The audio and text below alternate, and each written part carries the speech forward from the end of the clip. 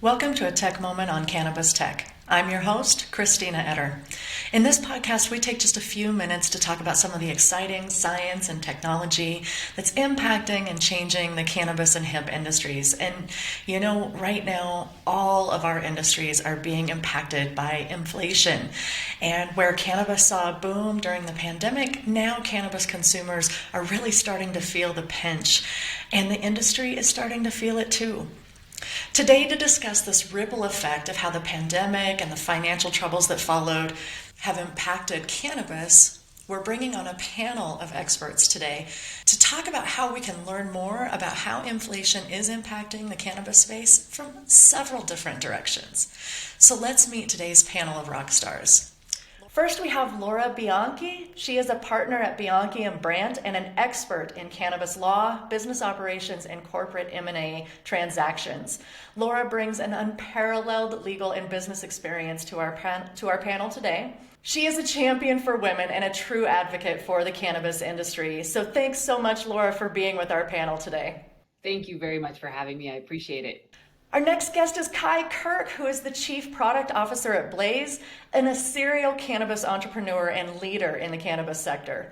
Kai analyzes customer feedback, workflows, compliance initiatives, and this gives him a unique perspective on these industry fluctuations. So welcome to our panel today, Kai. Thank you so much, Christine. Excited to be here. Franco. He is our next guest and the Director of Policy at Nabis. He's responsible for licensing and government affairs for the California-based wholesaling platform. Eddie's thumb is always on the pulse of the legislative and regulatory affairs across California and the United States.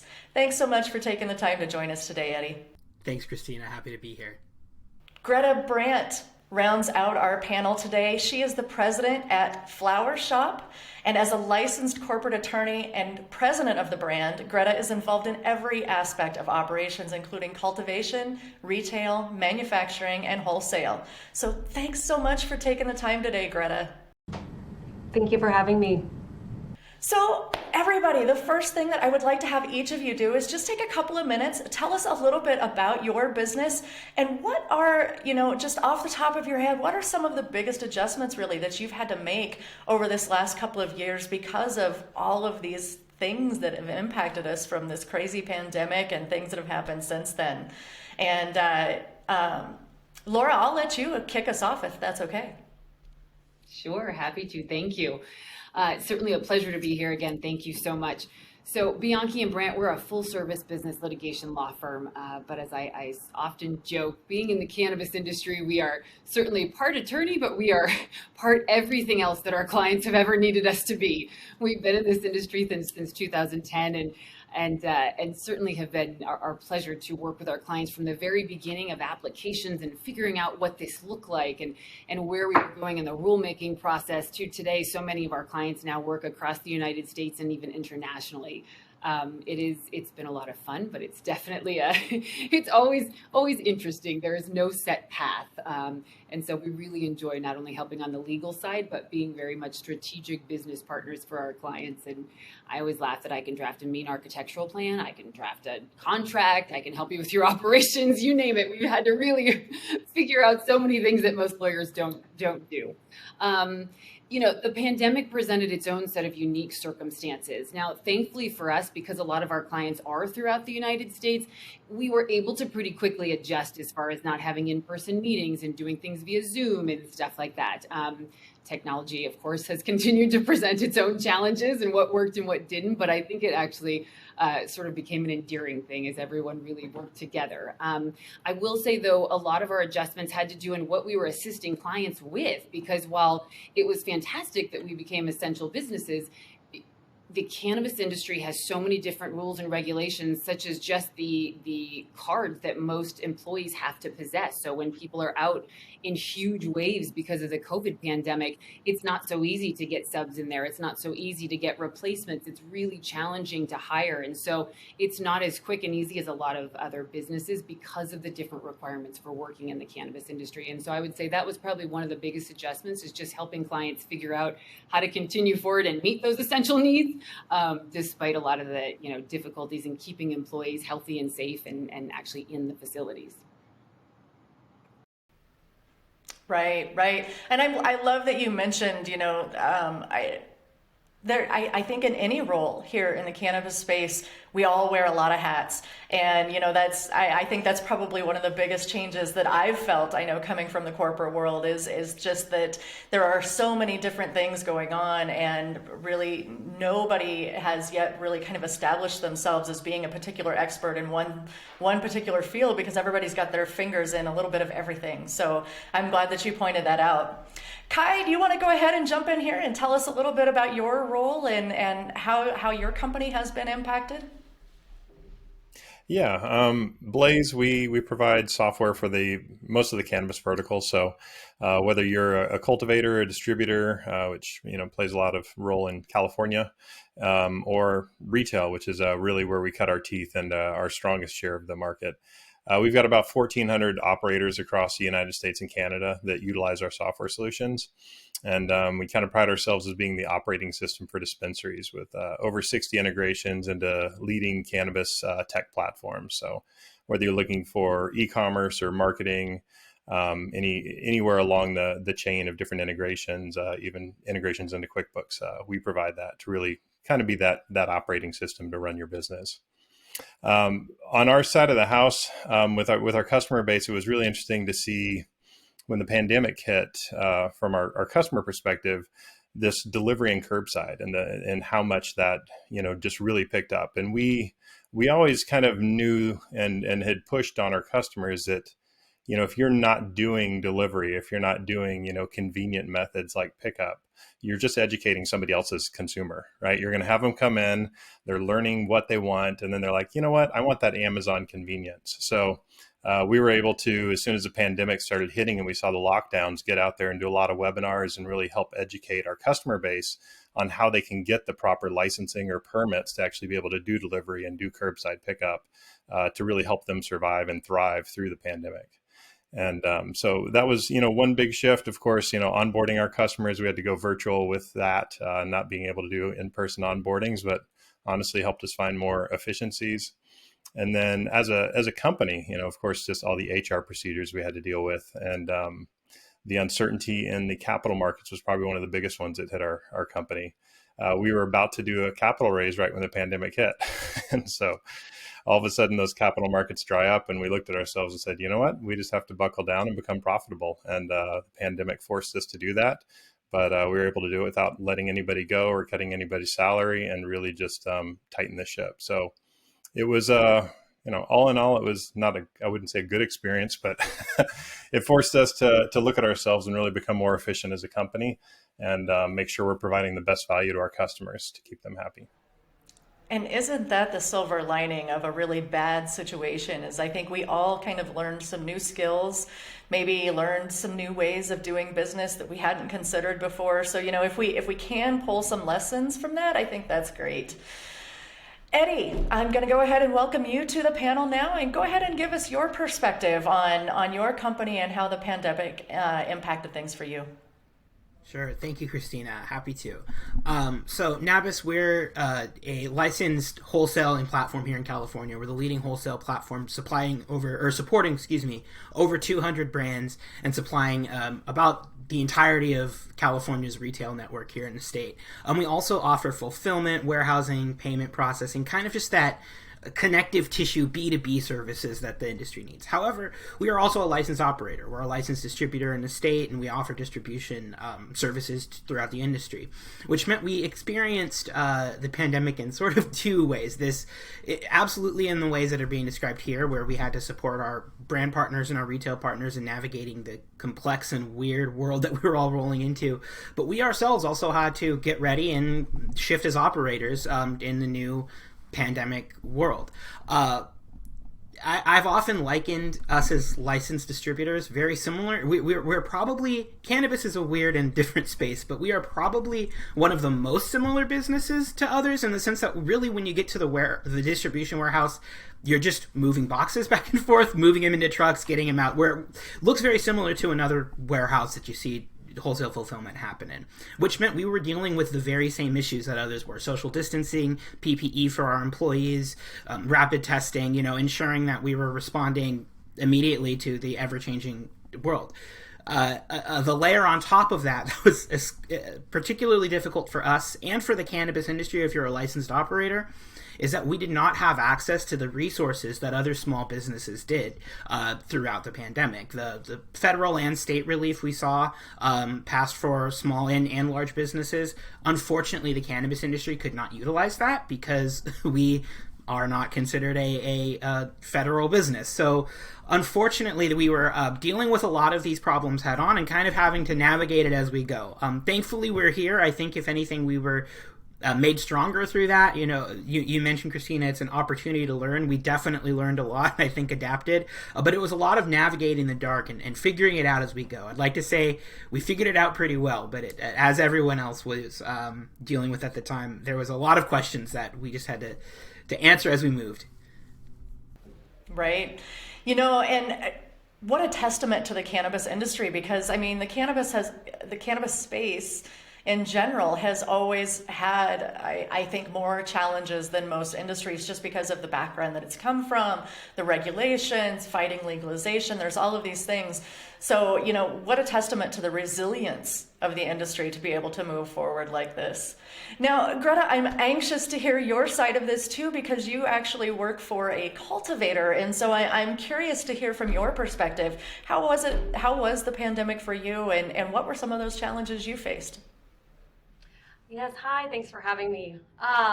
Absolutely, we were definitely a victim of the impacts of COVID, just like everybody else. The flower shop is, to bring you back a little bit, the flower shop is a multi-state operator. We operate in Arizona and Utah. Collectively, we have 5 dispensaries, 3 manufacturing sites, 3 cultivation sites, and we operate with 5 wholesale brands. So we do hit the gambit with regards to as a vertical operator, and no part of the business wasn't impacted with COVID, as we've heard from the other panelists as well. I would say the biggest impact would, again, from a retail perspective, it was moving towards online, right? I mean, everything was a convenience. How to deliver that customer experience in a time in which we have the distance. In an ever-changing compliance landscape as well. Department of Health, who regulates both states and UDAF, was adapting their regulations to allow for some of the changes that were happening on the global scale, obviously, to provide medicine and product to our patients. So that was interesting. So really understanding and capitalizing on the online side, the convenience, curbside delivery, express pickup, in really creating an environment that felt safe for employees to remain on the floor, and customers having the expectation that they were safe to come in. So again, the increase, trying to find PPE, sanitation, cleaning, that was having to do deep cleans every night to ensure every surface was wiped down. Getting your hands on masks and gloves was one of the more tricky avenues during that period of time. Was really hard. From our cultivation side, what was really difficult and an opportunity to really figure out processes and efficiencies was the distance requirements, those 6 feet.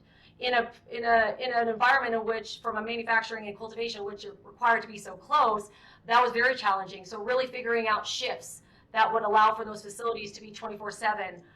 Really capitalizing on efficiencies I think is probably the best outcome that anybody in cannabis can agree to, is we were able to do more with what we had. I think because of the capital markets really clamping down, you really had to figure out a way to do more with less, or what you have, in an environment that was really tricky. So moving, from a convenience standpoint, that was interesting. Ultimately, being a brick and mortar business that cannabis is now readjusting to the convenience factor, which is, from a drive-through, express pickup, all those things. That was interesting.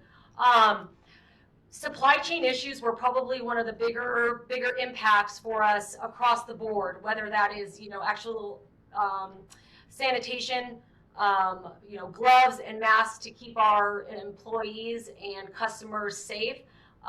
And then again, for product, to have enough product for the shelves was another issue, because a lot of these, cultivations and manufacturing sites were shut down, or continuously shut down because of the outbreaks of COVID. So having a consistent supply chain was really difficult during this period of time. And so you saw a lot of brands fall off the shelves, that have now, making their way back on. Those were, I think, very challenging times, as well as really figuring out, do we have enough inventory to provide for our customers and for our patients? But again, the remote work, moving to remote work from a corporate standpoint, and really managing a team remotely in an environment that really requires face-to-face, was also challenging. But again, the efficiencies that you were able to identify, I think that did wonders for the industry. Changes all the time. This industry is rapidly changing every day. It feels like, it's like dog years here. And so you're racing 100 miles an hour at all times just to maintain pace with the industry. Part of that is understanding that you got to pivot a lot. And so having people on your team that can pivot with you, because there's always challenges and you always got to be looking for those solutions. So COVID was another example of a massive pivot for everybody. And the teams that survived were those that could pivot very quickly, figure out solutions, figure out alternatives to what everybody is facing. And there's no good solution to it, but you're just doing the best with what you have. And I think that is a testament to the resilience of the cannabis industry and the operators and team members that work within this industry. We are accustomed to pivoting and adjusting very quickly, because that's really what we've been known. We've only known that since the beginning. Right. And I love that you put it from that perspective as well, because I always kind of joke, I came from the corporate world. I spent 20 years in mobile technology, and I used to joke that it worked very well with my personality, because in mobile technology, it was changing so quickly that you never had that opportunity to get bored. And I feel like the same kind of applies here in the cannabis space. And especially since the pandemic broke out, things changed so fast and so quickly. There was no opportunity to become stagnant or bored with how things were shifting. So it definitely became interesting to watch these changes take place. Agreed. And I think also what we come to find out is the customer's expectation drastically changed during that period of time. So when COVID was over, your business model changed. So I think, and I would assume, a lot of different other industries also adjusted to that, but your business model really had to adjust, and you had to really go in on that convenience factor. Brick and mortar is wonderful, and everybody wants to come in, but they also want everything at their fingertips. So really allocating cash and capital to your online presence, your apps, your customer experience was the way that our industry is really surviving now, is adapting to things that maybe we didn't have to before, because we got away with it with brick and mortar. Absolutely. I can't agree more. There's definitely been visible shifts in how the cannabis industry operates. And so, but that's actually kind of a good segue into my next question for everybody. As now that we've kind of recovered, or we're starting to get back to somewhat of a normal life post-pandemic, but we're seeing things like the gas and the oil industries, the food industries. We're seeing these things that are starting to have these record-breaking profits now, in spite of the conversations about inflation, in spite of everything that's happening. We're paying more than ever at the gas pump. I know I cringe every time I go to the grocery store. I don't like to see that final bill. But cannabis prices, on the other hand, it seems, at least here in Colorado, and I'm hoping you guys can fill me in some of these other states, but I feel like things have really kind of plummeted here in the cannabis space. And I'm interested to see if that's what you're seeing in other states, and how has that drop in price in cannabis impacted your business? And again, Laura, we'll come back to you and let you jump in here. So yes, we have definitely seen prices come down in Arizona and several other states. I feel like we're going to all sound a little bit like we're repeating the same thing, but there are challenges that continue to come up that we just have to figure out how to adjust. For Arizona specifically, of course, we had quite a few new licenses come on because we became dual license holders. And so that's the bulk of our licenses now are medical and adult use. Plus we added some additional rural county adult use licenses and social equity. So with that came, because we're vertically integrated, came the right to then have more offsite cultivation and manufacturing. And so certainly the more facilities you have and the more folks coming in and the more operations and the more development, it can, have that pendulum effect where we see more saturation. And so we have definitely seen the impact. Now, again, it also required a lot of our clients to figure out how to adjust and pivot. And that meant working together. That meant, entering into some different relationships maybe they didn't consider before. It meant really trying to dial in and figure out what they wanted to focus on and what they were good at. Sometimes in a vertically integrated license system, you see people try to do everything. That's the initial reaction, right? I'm going to do all of it. Well, that doesn't make sense. The capital markets are less, certainly, and we're having to do more with less. And so a lot of folks were going, okay, look, this is really what we're great at. This is what we're good at. This is where we want our focus to be, or we want to build our brand, or we want to focus on manufacturing and these types of products and even expanding across the US with those. And so again, it's certainly there are challenges and we've had to overcome them, but I'm always impressed by our ability to pivot and still be successful and still figure out a path forward. And I think, like Greta said, because we have to do it, we're a little bit more used to it than maybe some other industries. Doesn't mean it's fun, but it almost becomes the norm. Things are always changing. It's never, ever the same, no matter how established our programs are or what's happening. And so I do feel like we adjust and pivot a little bit more. But it is certainly, it's been an interesting journey. And I feel like every single 6 months to a year since COVID really started, we've had to, go, okay, well, that's not the norm. We're going to adjust and figure it out. So it continues. Definitely. So, Kai, I'm really interested to hear your perspective because obviously with Blaze, I feel like you're kind of got your finger on what customers are buying and what they're spending. And so I'm really kind of anxious to hear your perspective on cannabis prices and what they've done since post-pandemic and where they're headed, I guess. There's so much to dig into here. I'll try and keep it brief to my time slot. Laura mentioned from the wholesale side pretty astutely that saturation, and in a lot of states, right? The more mature states, when you talk about Colorado and Arizona, California, of course, we're seeing cultivators just closing shop because there's so much saturation, and manufacturers that can't sell distillate for a profit. So there's definitely a lot of pressures on the wholesale side. On the retail side, of course, we're seeing it as well. The pressures are really the consumer just buying less is what we're seeing. So when you look at like basket sizes, for example, and we're able to track this with our insights platform that we have to kind of look at these real-time analytics. And in the last 18 months, right, which is when the month after the last federal stimulus check, by the way, right, there was that $1,400 stimulus check. The month after that, that was the peak, and we started to see in the last 18 months a 23% drop in basket sizes. And that's nationwide, right? So this is excluding our Canadian data, but we're just looking at the US here. And so it went from roughly $74 a basket down to, so far as of October 15th, we were at $57 a basket.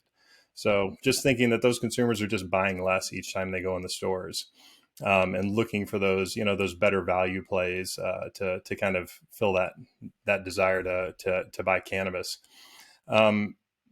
California is kind of unique in that we're gonna look at a social experiment here because we're just now issuing a $1,050 per person stimulus check for most people that qualify in the state, and that's going to roll out this month and next. So we're going to see, I expect a small bump on that. Just looking at the numbers, probably. Just a few percent, maybe 4 or 5%, but not insignificant when you're a retailer, especially in a hard market. And other things we've seen, as we dug into data for infographic we put together for MG Magazine's like holiday issue, that gift cards are a pretty interesting play that retailers are doing to kind of help keep things floating because they sell that gift card, and the person who's buying the gift card for someone, well, I'm going to buy some product while I'm here too, right? It not only gives then the retailer an extra purchase that they weren't going to have. Plus there's some money that they get to float around for a while until that purchase is actually made. So it's kind of like getting a little money up front. And then when the person comes to redeem the gift card that they've got for $50, well, I don't want to spend only $50. I mean, I got to spend $57 or $58. So it's kind of like a triple threat there on the gift card. So it's been kind of interesting as we keep digging into the data and trying to see how can we help our retailers and how can we help them really maximize that value. These are some different areas that we've been looking at. So first, I have to just comment that I think it's absolutely phenomenal that so much of the stimulus money came back to the cannabis space after they've been snubbed by the federal government for so long. So personally, I think it's great. I think it's phenomenal to see that kind of data. But at the same time, I think too, from that industry perspective, though, I mean, obviously customers or the consumer has got to be excited about seeing some of these prices come down and their tickets getting a little cheaper at the cannabis dispensaries.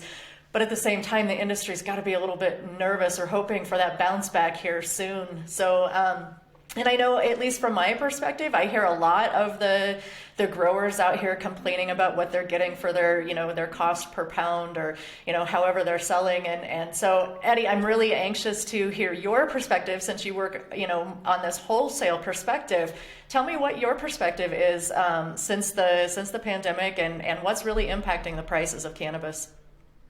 Absolutely. In part it is what you were talking about. I do think you've seen prices come down a bit, but I want to actually spin off of what Kai said, because I think consumer participation is a major key place here in California specifically. We saw a major increase in consumer participation. A lot of people wanted to get into cannabis at the beginning of the pandemic, understandably so. Everybody's at home and relaxing. That combined with the federal stimulus, we saw a lot of consumer participation. That has come down significantly. That combined with California particularly dealing with a lot of regulatory and financial issues that I think are acute in this state and have finally sort of come home to roost. Specifically in California, we have a dual taxation structure, so there's a pretty high 15% excise tax. There's also a local tax that's imposed by our locality. There is also until July 1st of this year, but there was a cultivation tax that was imposed at the wholesale price of cannabis the moment it came out of the ground. That was a flat tax that was like $2 and some odd cents, and it fluctuated according to what sort of cannabis you were harvesting, etc. But this was a flat tax, unchanging, didn't fluctuate according to where wholesale market values went. So we were at a place actually in the middle of this year where there were some cultivators that were almost paying as much in cultivation tax that they were actually selling in wholesale price. So they were not making a profit off of their wholesale, and you obviously see a price increase actually in that case, and it snowballs down the supply chain. All to say, the cost pressures we saw here, I think, were a combination of a decrease in consumer participation and just the lack of access and the high regulatory burdens you see here in the state. Something you said, Laura, that really resonated with me was focus. I think that's really where Nabis pivoted when we saw this decreases. We would just want to focus on what we do best, which is that wholesale back-end B2B solutions, right? Your marketing, your sales, your warehousing, your getting your product from point A to point B. We can handle that. Those things that, when businesses start really trying to tighten the belt and cut off non-essentials, we can fill a lot of the gaps of those non-essentials as a wholesale platform solution. So pivoting and just focusing on those things that we do best. Also taking our holistic view as, yes, a distributor, but also somebody that supports many brands and many retailers, to try and unify a voice of what's going on in the California market, capture some of the trends and pain points we're seeing across the industry, and voice those through the regulatory and licensing systems to try to make some change. We've seen that happen as an industry in some degree. The cultivation tax that I mentioned earlier was actually eliminated earlier this summer, so we're going to hopefully see some stabilization happen in that regard. And the industry is continuing to advocate for things like lowering the taxes still that are still too high in California, expanding access, etc. These are pressures that I think we've seen really come to fruition in California, and where you're seeing play out with some of these economics. Certainly. Yeah. And I'm so glad that you brought up the taxes situation, because I really try to emphasize that sometimes in the podcast that I do, because I know us in the industry, we realize just how atrociously some of these taxes are for businesses. But I'm not sure that a lot of people outside the industry realize just what kind of an impact that actually has. And Greta, I would love to hear your perspective from that, because obviously as a cultivator, I mean, you're experiencing all of the taxes and all of the things that goes along with that. And just how has all of these I feel like unfair regulatory systems really kind of impacted your cultivation operation and in getting the products out there for customers at a price that's affordable to them. Yeah, no, absolutely. I think, part of the plummeting cannabis prices from a cultivation standpoint is the oversupply. But that's coupled with the customers buying less, right? And so for cultivations to survive in this market moving forward, because of so many brands coming into more mature markets, so you've got higher competition. For cultivations to survive, they've got to scale their operations to lower their cost per pound to make a margin. And that's imperative for any operator in cannabis, is really scale is your friend. Um, and so from a cultivation standpoint, the oversupply is a big concern in most, if not all states. Just because cultivators and operators have become more sophisticated.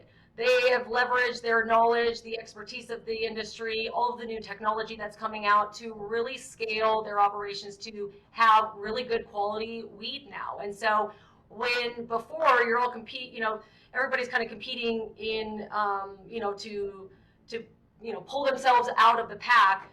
Everybody is now in the upper echelon. If you're producing at a high quality, you have a chance to get on shelves. And so if you're not, you're going to distillate. And a distillate, as you've heard, even in the California market, same thing for Arizona and Utah, you're just not making any money because of the oversupply. So it's really hard to make money to sell distillate.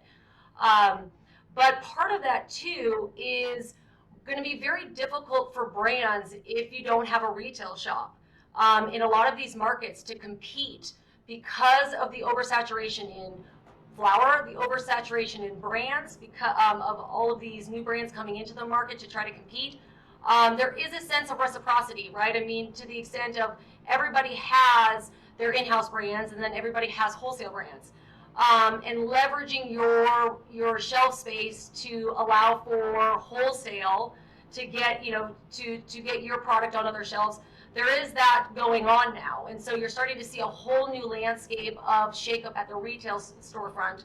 And again, if you don't have that, your brand's got to be a foot traffic driver, and so you're identifying that to the retailer of is either you're selling some of their stuff, so you should be considered, or your brand is driving foot traffic. And that's something that a retailer is very interested in because of the change of consumer behavior, the ever-changing landscape of brands that are hitting the market. So there's always something new. And you're starting to see retailers too really leverage, understanding that there is the basket size are smaller. Your ticket, your out of pocket ticket is a lot less than it was a year ago. And it's really hard to predict consumer behavior in a market that is flooded with discounts and promotions. So from a retailer standpoint, we're having a really hard time curbing behavior that we created. We created a very toxic environment in which product doesn't move unless it's on discount or promotion. And now it's not a sustainable model, not for cultivators, not for manufacturers, not for distributors, nor for retail. We all need to fix it. So that's going to be a huge uphill battle as we are trying to retrain consumers, all the while addressing an oversupply issue that is perpetrating the discounts and the promotional behavior, because otherwise they're stuck sitting on a lot of product that they need to move, and the way to move it at that volume is to really put it at a discount.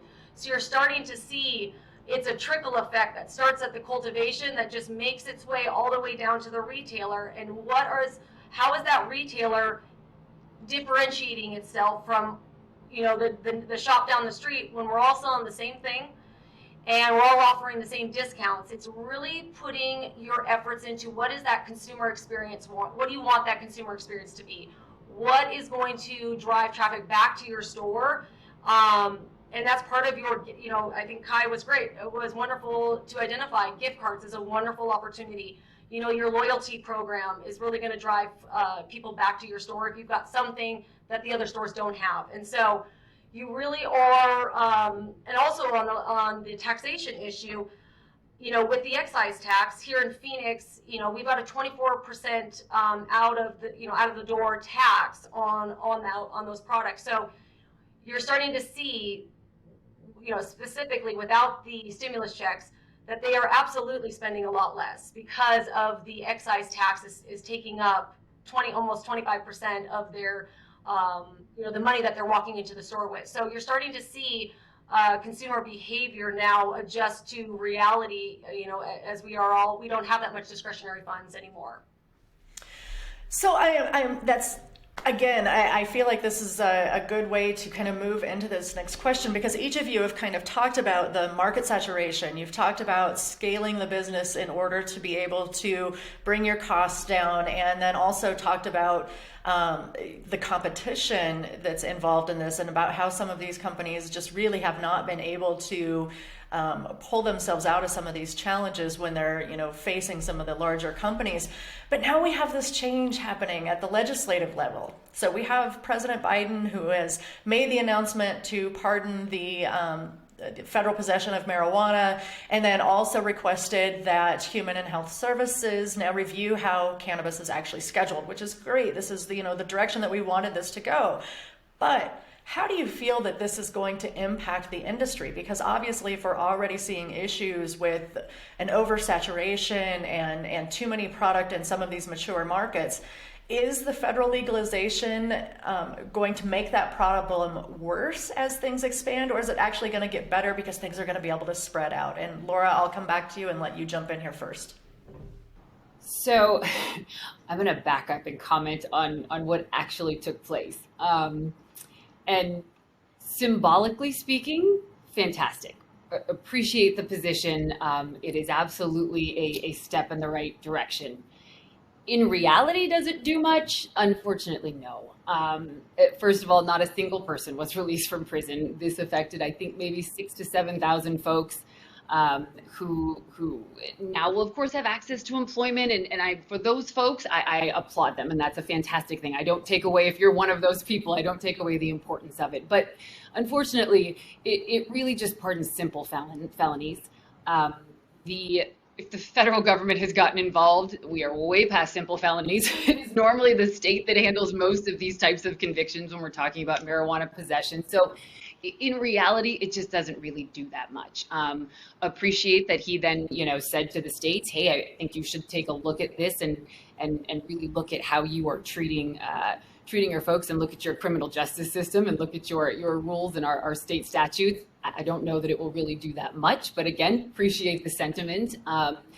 It just doesn't do what we had hoped. And really, when we talk about even looking at whether we lower the scheduling, last time they looked at this, it took 6 years, and they came back to the exact same point and said, you know what, we think it's proper. It's going to stay where it is. 6 years, that's a lot, and it didn't change a thing. So, if it goes from Schedule 1 to Schedule 2, all that does is really bring it down to now where cocaine and opioids and all of these other things actually sit, which is still absurd to me, but it doesn't really effectuate a lot of the changes we need. For us to deschedule marijuana, which is the most appropriate, most based in reality step to take, I think so many of us agree, that is really what we would need to see in order to have the changes that the industry needs. When we talk about taxes and not being able to take any of the federal tax deductions that any other business can enjoy, when we talk about banking and how lacking it is and how very few services are available and the cost that is involved with just getting a basic operating account for so many of the cannabis businesses, those things don't go away unless we actually deschedule and take it off of the scheduling. So again, we appreciate it, and it's a step in the right direction. It just doesn't really have the impact that I think so many of us really know that the industry absolutely needs, and as any other legal operating business deserve. Absolutely. Yeah, I can definitely see that side of it in the fact that I feel like it definitely was a political card that was being played. So it's going to be interesting to see how this all kind of shakes out in the end. And Kai, from your perspective, not only on the announcement that Biden made, but just on cannabis legalization in general, do you feel like if the federal veil would lift, would it make a difference on our current economic situation here in the United States, do you think? Well, I mean, when you talk about the overall economic situation, that's a very different question. I think the wealth will shift around, right? Biden's announcement was nice. As Laura put it, it was a nice token thing to say. I think it'll provide tailwinds potentially for something like the Safe Banking Act that maybe could go through again. They're trying again, right? And I mean, there's 66% public support for that, like to have good banking. So then again, there's 66% public support. And you talked about the political card, Christina. So, I'm hopeful that maybe if Biden really does want to make something happen here, that maybe he does an executive order that's maybe more similar to something like the Cole Memorandum, right? That tries to take the bite away from the current scheduling and, allow some things to open up. It still would leave it open without a Safe Banking Act for banks to decide if they want to tiptoe in or not, if they want to be able to get access to stuff. If we are able to straight up lift that veil, which would be fantastic. I don't see that anytime soon, but that opens up banking, that opens up small business loans, that opens up a lot of stuff. That also opens up interstate commerce. And I mean, you can look at certain states that have low production costs, and they might become these massive hubs. You might have somewhere in the middle of the country that's got low production costs, great sunlight, low water, all that, low water costs and abundance of it. And maybe they're supplying a lot of the cannabis to the country. Aside from having your different vintages, I guess, right? Maybe you want that Monterey, Kush, and you want to go and get that, and that's the California grown, and you want that. But it's going to be a very interesting beast when that lifts. As a software company, we're trying to be prepared for that because we actually have our software pretty much built specifically for every single state because of their ridiculous levels of differentiated regulations, whether that's cannabis limits or exit labels you have to have, or just the documentation you have to have when you're doing delivery, or if you can even do delivery.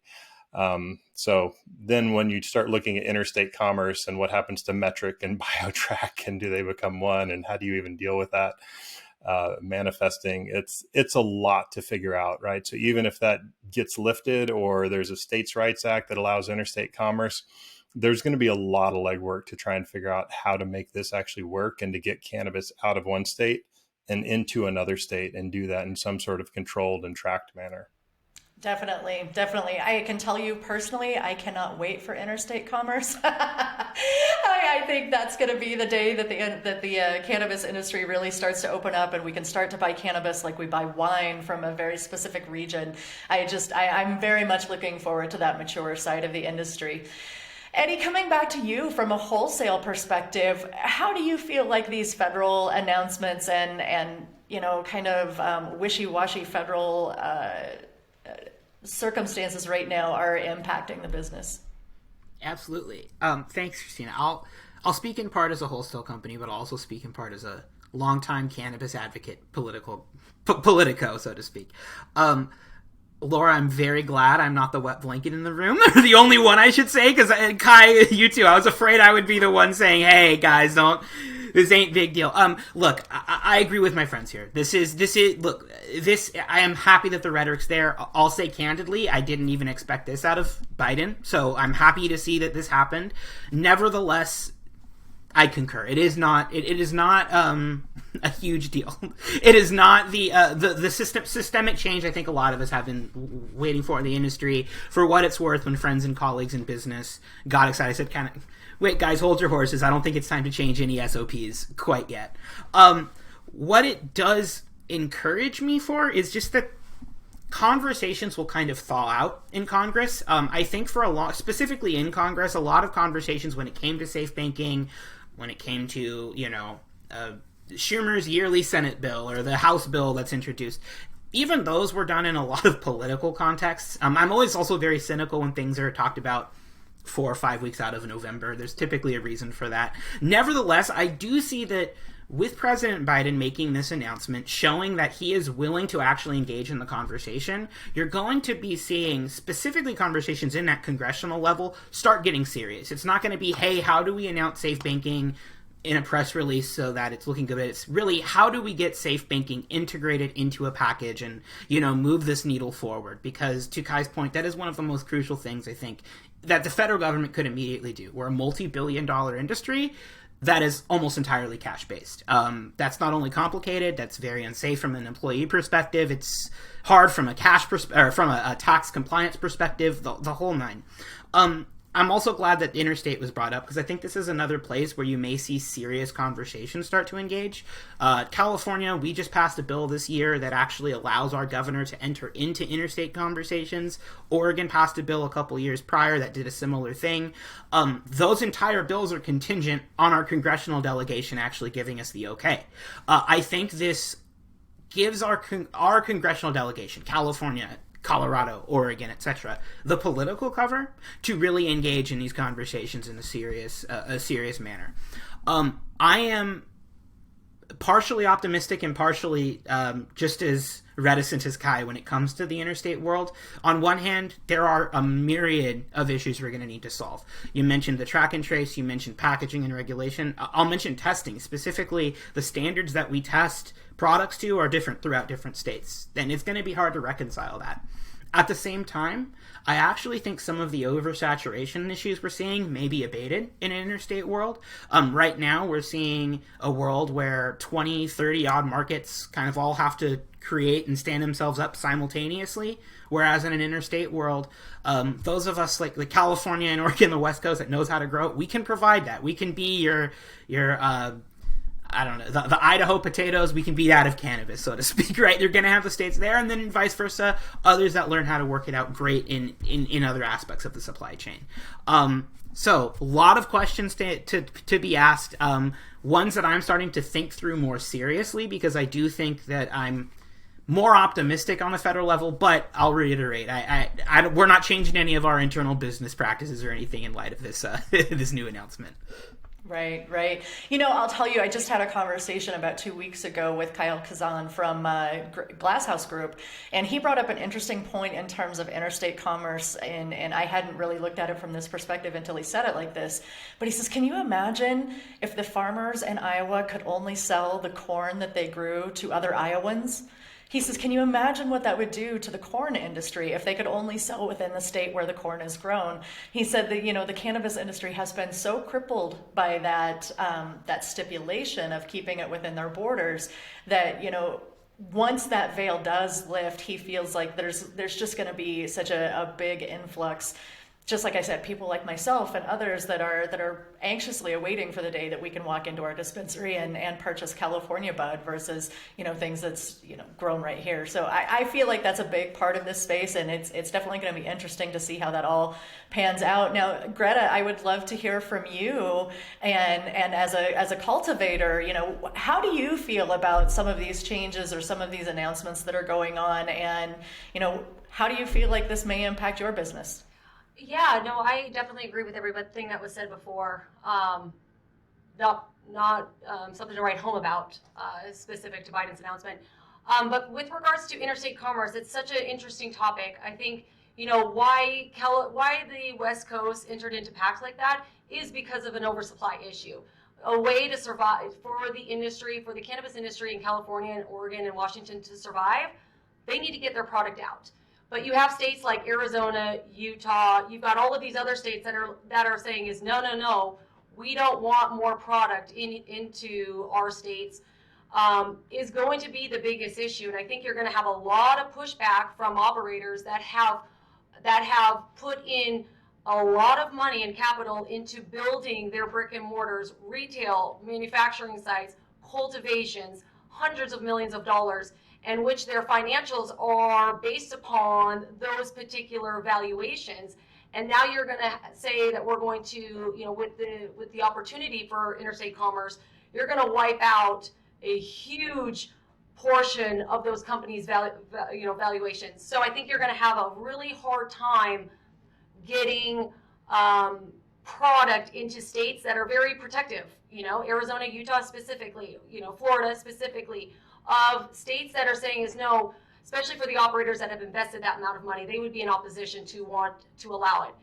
However, there are other opportunities because they are operating in other states, and it may make sense as they move into the less mature markets or markets that are opening up. That would make sense. But you also have in Arizona, and in Utah, those are voter initiatives. Those are protected. So those programs are going to have a really hard time from the legal standpoint of how they would change those rules or change those statutes that are voter protected to allow for interstate commerce, how they would have to change that.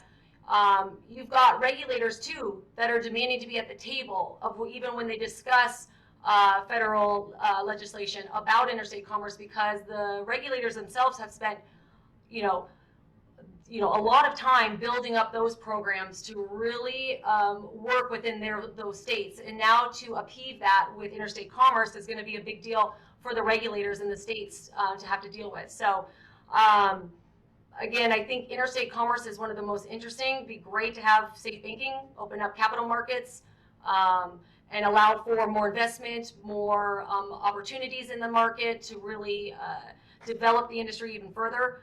But I think you're going to see a lot of hesitation on interstate commerce, specifically coming from the middle states that are not as mature, but have at least 10 years. Arizona's got 10 years. Be resistant to interstate commerce.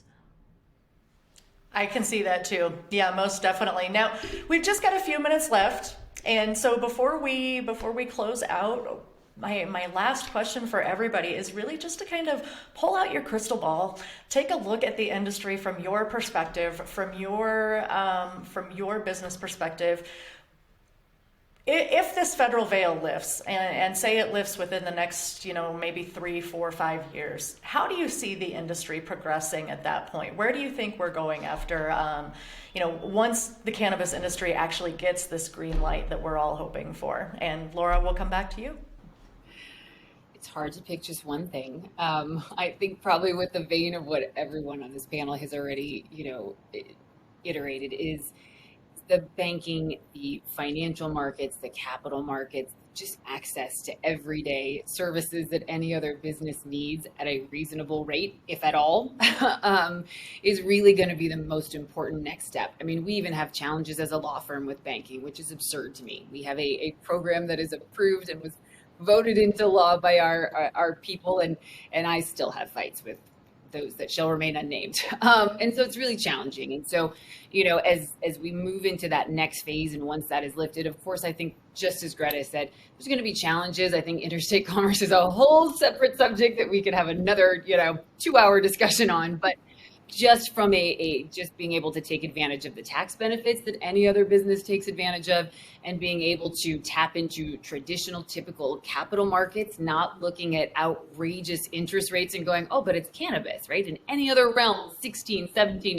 18%, you would go, that's ludicrous, that's criminal. But in the cannabis industry, it's just not. And so being able to operate, just have those basic business things put into place in a normal, traditional way and not be so outrageous as additional costs, I think will make a huge difference and will really help the cannabis industry continue to become more sophisticated, really build and really expand into something that's even more incredible than we have now. But those are certainly barriers that I think have just been exemplified with all of the other increases in costs and challenges we've seen in the last couple of years, worldwide. Certainly. Kai, what do you see? If you could wave your magic wand today and make the cannabis industry a perfect place, what do you see here in the next several years? Yeah, I'm turning over my magic 8 ball, and it's like the future is unclear. It really depends on, God, if descheduling or rescheduling, and then how strongly the FDA decides to regulate cannabis. I mean, overall, we have tens of thousands of cannabis plant touching businesses, not to mention all the other support businesses like Blaze and all the other businesses that support them and the grow shops and all that stuff, right? So legislation is going to have to support that ecosystem in order to get buy-ins from the states, right, for that federal legalization. I mean, everybody wants that ecosystem to thrive, and there's so much money that cannabis is bringing to the states and bringing to the economy just everywhere when you think about the entire supply chain, even in these tough times. So, I'd love to see some federal, it's really getting the federal government to work with the states and to try and craft this. But even at the state level, we don't always have the most confidence in our state legislators and the policies they've put in place, right? So it's really just more politicians getting involved. But at the end of the day, it's going to result, if we can totally open it up here, even if you take interstate commerce out of the picture, it's going to open up competition in all aspects, right? Because the risks are going to drop. And even like as a software company, we're all startups in the software space in cannabis, right? There's not a single mature software company that's really come into the space because they put their whole business at risk by even coming near cannabis, right? Insurance policies getting dropped, banking getting dropped, everything happens. We've been through all those same things, and we're a software company, right? We don't touch the plant. So, companies are going to really need to focus on making sure they have a defendable moat. What makes them different? How is their, how can they ensure their brand or their product is strong and the market demand for it is strong and they survive through increased competition? Because, once those walls start to drop, money becomes loose and free. People start thinking like, oh, green rush, just like at the beginning, right? There's all this cannabis money to be made, which we all know isn't really the case. You don't come to cannabis to get rich. I think a lot of us are here because we care about the plant. We care about moving the cause forward. And we care about we know we built our industry on the backs of people who are sitting there in prison and who fought to make this plant survive in a black market. Right. And we thank all of them. And so, we can only hope that we try and have legislation and things that help right more of those wrongs, more than just the token, let a few thousand people out that were convicted federally, but really start to help open that up and right these wrongs of the history here of this plant. Definitely. Now, Eddie, Kai mentioned something that I'm anxious to get your perspective on as well. And I feel like this is part of at least my perspective on where things are going. But from a wholesale perspective, I can imagine that there are multiple companies out there. The first ones that come to my mind are like Coca-Cola, that are just sitting there waiting for that switch to flip. And then they have these product formulations and things that they're ready to jump into the market with. So from a wholesale perspective, what do you think is going to happen in the next several years? The future is very unclear. There's so many factors that it's hard to make a definitive answer. I will say, first off, yes, you're going to see businesses really need to prove their salt, right? They need to really show that they can execute on what it is that they do. And you're going to see through that, I think, a lot of consolidation within the industry, or within aspects of the supply chain in the industry. At the same time, I'm curious to see how those quote-unquote traditional players actually fare when it comes to the industry. Because, yes, in some ways, they have a lot of, know-how, long resources, etc., to be able to service any business. But at the other, cannabis is very unique. And there's a lot of things that I think all of us in this virtual room know as folks who are in here early, that you really only know from being in the industry for a long time. And it's that skill and know-how with the plant and with the industry that I actually think is going to determine, for lack of a better term, winners and losers in the long run. And I've seen in the past some quote unquote traditional players come in, approach the industry in a traditional way, and actually not see the mode of success that they had potentially imagined. Something else I want to bring up, and I'm so glad you did, Kai, because I was going to make sure to bring it up already, is social equity specifically. I'm not going to make a prediction, but I'm going to make a wish and a leaving thought. I want to see the federal industry and really the global industry not look like traditional business industries. I want to see folks that don't just look like me behind these businesses, but really this industry was made by Black and brown indigenous folks, period, who've carried it forward, and those are the communities that we really want to see this industry continue to move forward for, is our BIPOC communities,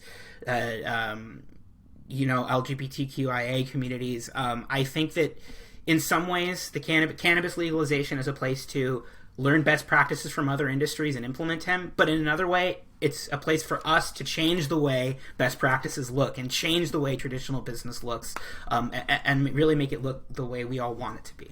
So I appreciate you bringing that up, Kai. I think it's an essential factor for all of us to keep in mind as we're talking about continued reform in conversations. Yeah, I'm definitely glad that you brought up the social equity aspect of that as well, and how that has got to be included as part of this space.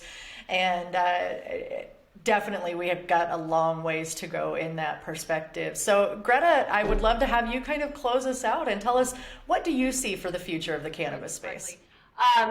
With federal, descheduling or the rescheduling of it, I think that's going to open a completely different environment for the cannabis industry, right? Because you're going to have big pharma, tobacco, and big alcohol come in.